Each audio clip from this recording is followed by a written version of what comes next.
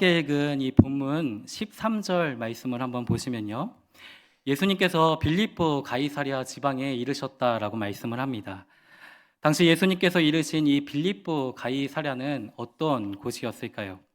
첫째는 물이 풍성한 곳이었습니다. 이 도시는 갈릴리 바다 북쪽으로 약 40km 떨어진 곳에 위치해 있었습니다. 이 헬몬산 기슭에 자리를 잡고 있었는데 그 헬몬산에서 흘러나오는 그 풍성한 물로 인해서 이 도시는 사시사철 수정 같은 물이 흘렀다라고 해요. 이 물이 요단강이 되어 이 갈릴리 바다로 흘러갔던 겁니다. 이 풍성한 물은 도심 문화 형성에 지대한 영향을 끼쳤고 헬라와 로마의 영향을 받았던 이방인들이 이곳에서 풍요로운 삶을 살아갔습니다.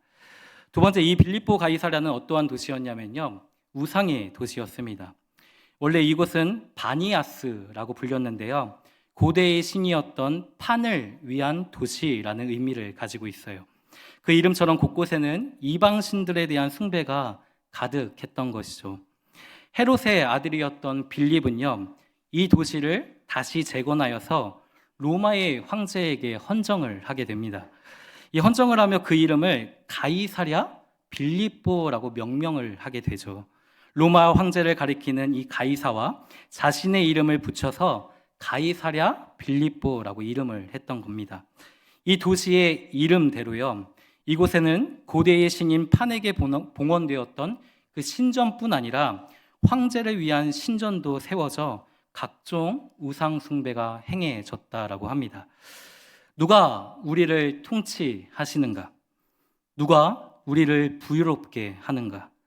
또 우리의 참된 주인은 누구인가?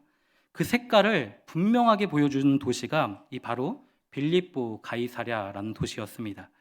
그곳에 사는 백성들의 삶은요, 이 고대의 신인 판에게 또 로마의 황제에게 철저하게 종속되었습니다.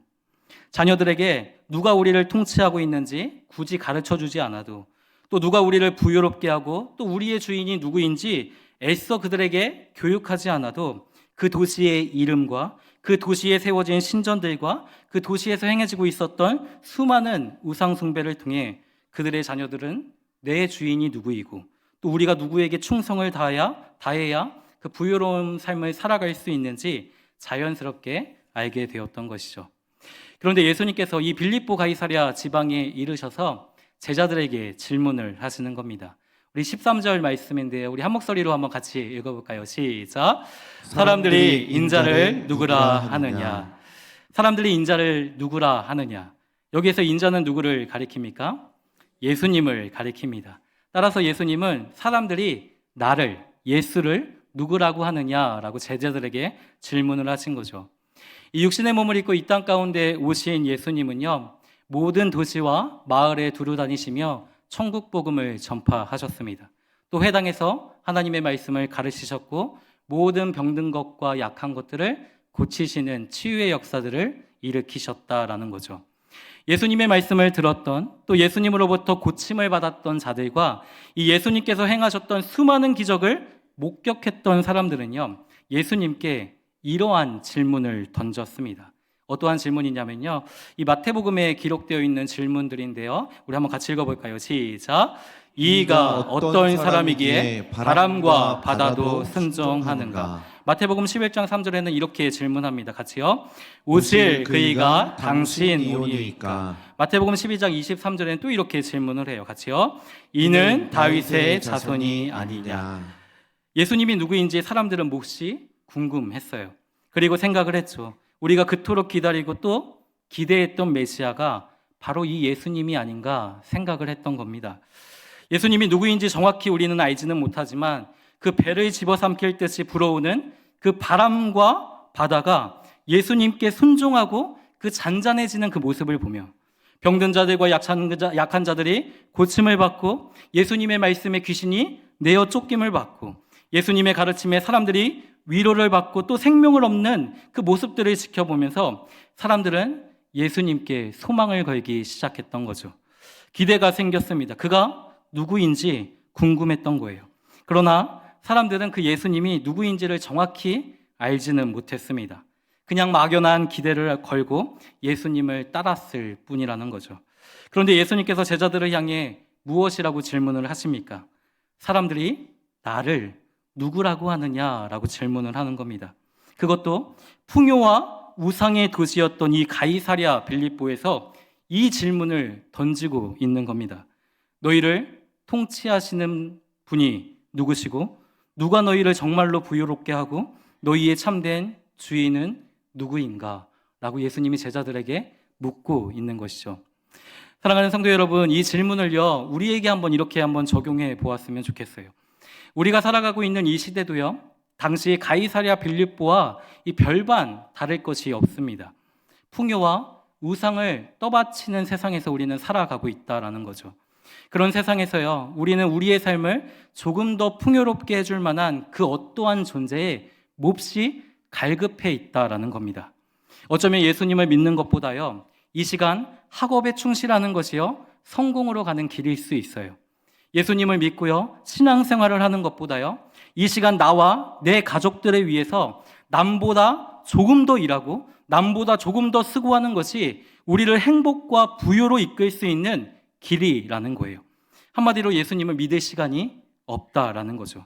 물론 우리는요, 우리가 선 모든 자리 속에서 최선을 다해 살아야 합니다. 땀 흘려 수고한 것에 마땅한 열매를 거둬들여야 하는 거죠. 그런데 그 열매를 주시는 분이 누구신가? 라고 주님은 묻고 있는 거예요. 누구보다 열심을 다해 살았는데 채워도 채워지지 않는 그 공허한 마음을 도대체 누가 채울 수 있는가? 예수님은 우리에게 질문하고 있다라는 겁니다. 그런데 제자들이 이렇게 예수님의 질문에 대답을 하죠. 우리 14절 말씀인데요. 한번 같이 한 목소리로 읽어볼게요. 시작. 이르되 더러는 세례 요한, 더러는 엘리야, 어떤 이는 예레미야나 선지자 중에 하나라 하나이다. 아멘. 당시 사람들은요, 예수님을 세례 요한, 엘리야, 예레미야나 선지자 중에 한 사람으로 생각을 했습니다. 그런데 이들이 고백했던 이들의 공통점이 무엇입니까? 사람이라는 거예요.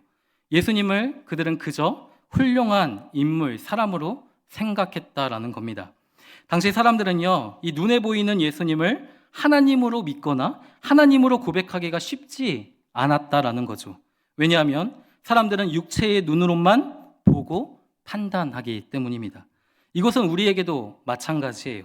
예수님이 아무리 훌륭한 말씀을 전하고 가르쳐도 아무리 위대한 일들을 우리 가운데 행하신다 할지라도요, 육체의 눈으로 우리 예수님을 바라보면요, 예수님은 그냥 사람일 뿐인 거예요. 시간이 지나면서요, 사람들은 당시의 사상들과 그 철학을 사용해서요, 나름대로 이 예수님을 이해하고자 했습니다. 그런데 결론은 무엇이었냐면요, 예수님은 사람이라는 거예요. 헬라 사상에 의하면요, 영적인 세계는 선하고 이 물질 세계는 악한데 그 거룩하신 선하신 하나님이 죄악된 세상에 죄악된 몸과 육체로 오신다는 것을 그들은 도저히 인정할 수 없다라고 이야기하는 거예요. 그래서 사람들은요, 이 예수님의 인간적인 면을 강조하기 시작합니다. 예수님을 믿는 것이 아니라 예수님의 가르침을 따랐을 뿐이라는 거죠. 예수님을 믿기 때문에 우리가 신앙생활을 하는 것이 아니라요, 예수님을 따르면서 얻게 되는 그 유익들, 교회에 다니면서 말씀을 통해 얻게 되는 그 혜택들에 우리의 관심을 갖게 되었다라는 겁니다. 그런데 예수님은요, 다시 한번 제자들에게 질문을 하시는 거죠. 15절 말씀인데 한 번 더 같이 읽어볼까요? 시작. 너희는 나를 누구라 하느냐? 사람들이 나를 그렇게 인간으로 생각하고 훌륭한 위대한 인물들 중에 한 사람으로 생각한다며, 그러면 너희는 나를 누구라고 하느냐? 너희의 통치자, 너희의 삶을 정말로 부욕해 하고 너희의 참된 주인은 누구시냐라고 주님은 다시 한번 묻고 있는 겁니다. 그때 예수님의 제자였던 시몬 베드로가 예수님께 이러한 대답을 합니다. 16절 말씀인데요. 같이 읽어볼까요? 시작. 주는 그리스도시요 살아계신 하나님의 아들이십니다. 아멘. 이 고백 속에는요, 예수님이 누구신지 또 예수님이 이 땅에 오신 그 목적이 무엇인지를 명확하게 담아낸 고백이었다라는 거예요. 주는 그리스도라는 고백은요, 예수님의 인성, 다시 말해 예수님이 참 사람이심을 고백했던 고백이라는 거예요. 여기서 그리스도가 무슨 뜻입니까? 메시아, 기름 부음을 받은 자라는 의미가 있죠. 기름 부음을 받았다라는 것은 어떠한 의미가 있냐면요. 하나님의 뜻을 이루시기 위해 그 선택된 하나님의 종이라는 의미가 있습니다. 특별히 구약에서는요, 하나님의 종으로 어떠한 사람들이 기름을 부었습니까? 왕을 세우실 때 하나님은 그에게 기름을 부어 그를 그 백성들을 통치할 수 있는 지도자로 세웠다라는 거죠. 또 어떤 이가 기름을 부어 받았습니까? 선지자를 세우실 때도 하나님은 기름을 부으셨어요. 또 제사장을 세우실 때도 기름을 부으셨죠. 다시 말해서요, 예수님은 그 세상을 창조하셨을 뿐 아니라 그 세상을 통치하시고 다스리시는 우리의 참된 왕이십니다라는 사실을 믿음으로 베드로가 고백했던 겁니다. 또한 예수님은 우리에게 하나님의 뜻을 가르쳐 주시고 세상의 죄를 드러내시며 죄에 대한 심판과 또 죄로부터의 구원을 선포하셔서 우리를 참 진리로 이끄시는 우리의 참된 선지자이십니다라는 고백이 담겨 있었던 거예요. 또한 예수님은요, 우리의 죄를 대속하시기 위해서 십자가에서 단번에 자기의 몸을 화목제물로 드리셔서 하나님께 나아갈 수 있는 그 생명의 길을 열어주신 우리의 영원한 대제사장이십니다라는 고백이 이 그리스도라는 고백에 담겨 있었다라는 것이죠.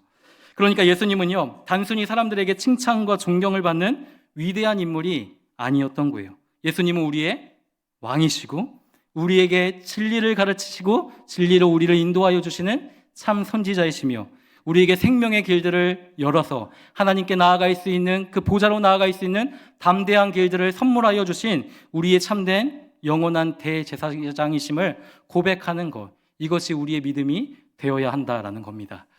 또한 베드로는요, 예수님을 무엇이라고 고백하냐면요, 살아계신 하나님의 아들로 고백하고 있다라는 거예요. 이 고백은요, 예수님의 신성, 다시 말해 예수님이 참 하나님이심을 고백했던 고백이라는 거예요. 예수님은 영원부터 영원까지 살아 역사하시는 하나님이라는 거죠. 그런데 그 하나님이신 예수님이요, 왜 하나님으로부터 이 땅에 보냄을 받으셨습니까? 바로 우리를 죄에서 구원하시기 위함이었다라는 겁니다. 이 빌립보 가이사랴에 사는 사람들은요, 로마 황제에게 충성을 다했습니다. 풍요를 가져다주는 그 고대의 신 판에게 자신들의 모든 미래를 걸었던 자들이죠. 하지만 그들에게 주어진 명확한 결론은 무엇이었냐면요, 죽음이었던 거예요. 그들에게 풍요를 가져다 줄 것처럼 여겨졌던 그 눈에 보이는 가시적인 그 무엇인가가요, 그들을 이끄는 그 마지막 결과는요, 결국 사망에 불과했다라는 거예요. 하지만 하나님은요, 하나님의 아들이신 예수님을 이 땅에 보내셨고요, 예수님의 십자가의 죽음과 부활을 통해서 우리를 그 사망에서 생명으로 옮겨주셨다라는 사실입니다. 그리고 예수님은 이제 이렇게 이야기하십니다. 18절 말씀인데요, 같이 읽어볼까요? 시작. 또 내가 내게 이르노니 너는 베드로라. 내가 이 반석 위에 내 교회를 세우리니 음부의 권세가 이기지 못하리라. 아멘.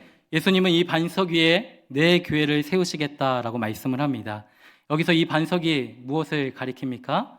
베드로의 신앙 고백을 가리키는 것이죠. 다시 말해 교회는요, 예수님을 나의 그리스도로 살아계신 하나님의 아들로 고백하는 믿음의 공동체라는 사실입니다. 하나님은 예수님을 통해 우리를 사망에서 생명으로 옮기셨을 뿐 아니라 우리의 소속을요, 빌립보 가이사랴에서 어디로 옮기셨습니까? 그리스도의 몸된 교회로 옮기셨다라는 겁니다. 여기 우리 학습을 받는 지체들이 있어요. 이 자리에 앉아있는 우리 지체들은요, 예수님을 나의 주로 또 나의 그리스도로 살아계신 하나님의 아들로 고백한 자들입니다. 더 이상 예수님을요, 그 육체의 눈으로 보거나 육체의 눈으로 판단하지 않고 겸손하게 하나님의 말씀으로 가르침을 받겠다라고 하나님과 교회 앞에서 약속하고 결단하며 이 자리 가운데 섰습니다. 또 입교를 하는 지체들이 있어요. 그들 역시 예수님을 나의 구주로 그리스도로 살아계신 하나님의 아들로 고백하였어요. 이제는 부모의 신앙이 아니라 그 부모가 물려주었던 신앙의 유산을 잘 계승하여 교회의 한 일원으로서, 한 가족으로서, 한 몸으로서 지어져 가는 시간이라는 거죠. 또한 세례를 받는 자들이 있습니다. 이들 역시 예수님을 나의 주로 그리스도로 살아계신 하나님의 아들로 고백하였습니다. 세례를 통해서요, 예수님과 함께 내가 죽고 예수님과 함께 다시 살아나 이제는 그 예수님과 내가 연합한 자로 이 땅을 살아가는 그 첫 시작이 바로 오늘이라는 겁니다. 그렇게 오늘 이 자리가 이 학습을 받는 지체들에게 또 입교와 세례를 받는 모든 성도님들에게 얼마나 감격스러운 자리입니까? 그런데 오늘의 이 감격과 기쁨이요, 오늘로 끝나지 않았으면 좋겠습니다.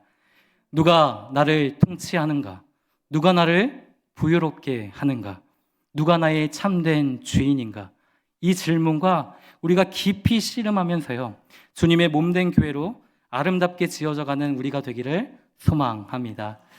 우리 한 가지 더 우리 성도님들에게 부탁드릴 것이 있어요. 그리스도의 몸된 교회로 세워진 이들을 내 영적인 가족으로 품고요, 계속해서 이들을 위해서 중보하며 기도해 주시기를 바랍니다. 오늘 학습과 입교와 세례를 받는 지체들이 이 자리에 서기까지요, 참 많은 성도님들의 눈물과 기도와 이 가족들의 간절한 부르짖음과 목마름이 있었음을 기억했으면 좋겠어요.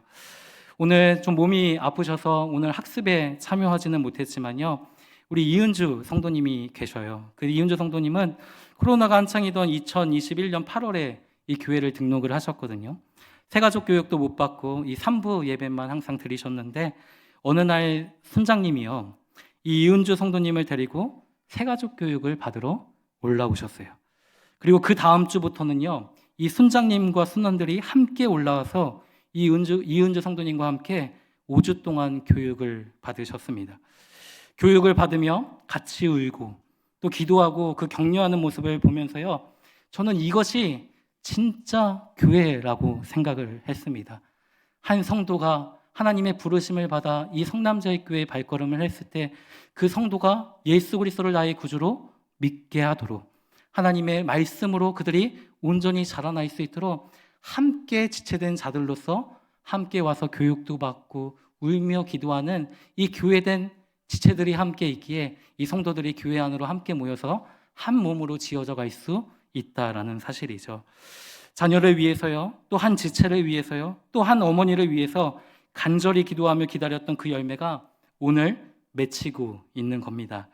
따라서 오늘 이 날을 우리가 함께 기뻐하면서요, 마음껏 이들을 축하하고 또 축복했으면 좋겠습니다. 그리고 우리를 사망에서 생명으로, 사망의 권세에서 그리스도의 몸된 교회로 우리의 소속을 옮기셨던 그 하나님께 무한한 영광을 올려드리는 저와 우리 모든 성도님들의 삶이 되시기를 이 말씀으로 축원드립니다. 아멘. 우리 이 말씀 좀 기억하시면서 함께 찬양할까요? 우리 그